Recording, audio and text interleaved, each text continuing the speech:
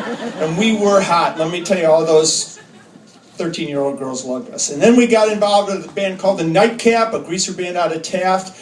It was hot until fucking Howard stole a car. But that's another story. Then we went on and we became Chameleon, the brass show band, and we were rock gods with all of these incredible Polish and Italian weddings on the south side. And in our own minds, we were great. We even had flash pots.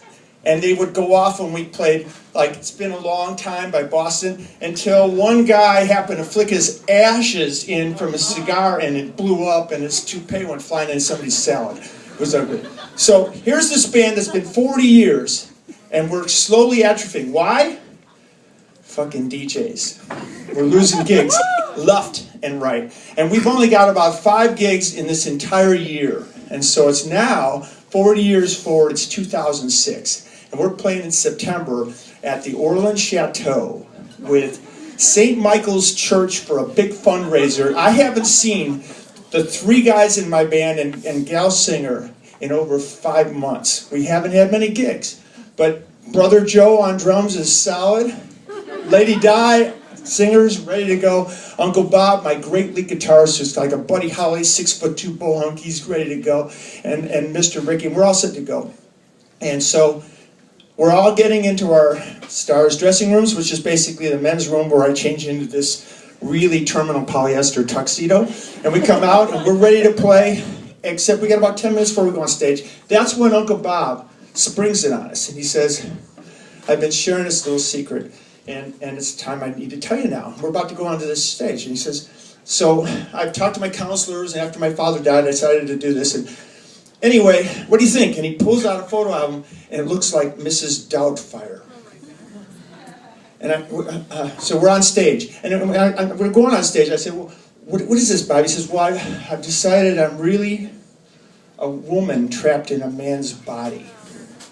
So we're on stage. Now, this is a church function, and the drummer is a pile of his going back to like 4th grade, and his jaw just drops open. The opening song is Eddie Rabbitt, Just You and I, and he's singing. It says, just you and I, and our love together. I mean, he is freaked out. The set is a disaster. We just fumble through it. We go back and sit down, and some of the guys are going to Joe, Brother Joe, the drummer, is going, Joe, what's with your guitar player? He's got boobs. He's got man boobs. So we're sitting down. We're trying to figure it out. We have no idea what's going on. I say, okay, Uncle Bob, tell me what's going on. He says, well, I really think I want to be a woman. And I've been taking estrogen. Maybe you can tell. And I said, I just thought you weren't working out. I didn't know. So he says, so what's been happening? And he says, well, I've decided I'm going to change. I'm going to change for the better. I said, okay, that's okay, that's okay. But what does your wife think about this and your 2 kids? And he goes, well, I got kicked out of the house. I'll be honest with you.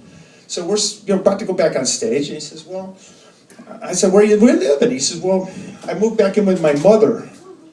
And I said, well, how does she feel about that? I swear to God, it's true. She says, well, she's got Alzheimer's and she thinks I'm her long-lost daughter. We're back on stage. It's going downhill fast. I mean, the drummer's dropping drumsticks. We are miserably getting through this. We break again. We're now sitting down. The lady singer, Lady Di, says, well, it's about time he told you guys. I've been covering up for 6 months. We've been doing makeovers. So I was like, okay, that's cool. We're still talking. I say, so Bob, tell me a little bit more. I mean, what's your plans here anyway? And he says, well, you know, I've been seeing this one girl. And I go, what? He goes, no, a real girl. And I go, I don't get it.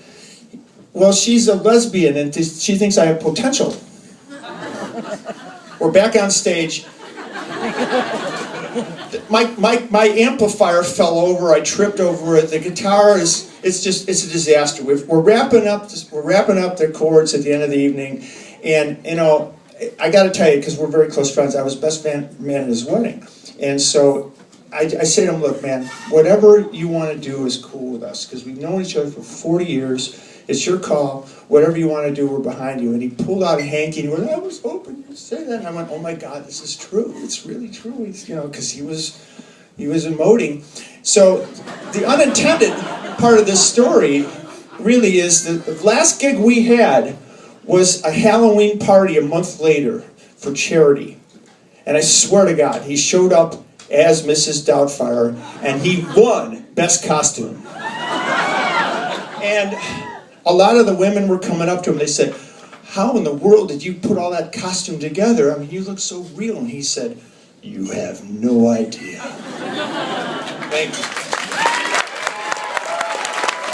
Hey, give it up for Craig for starting us off tonight.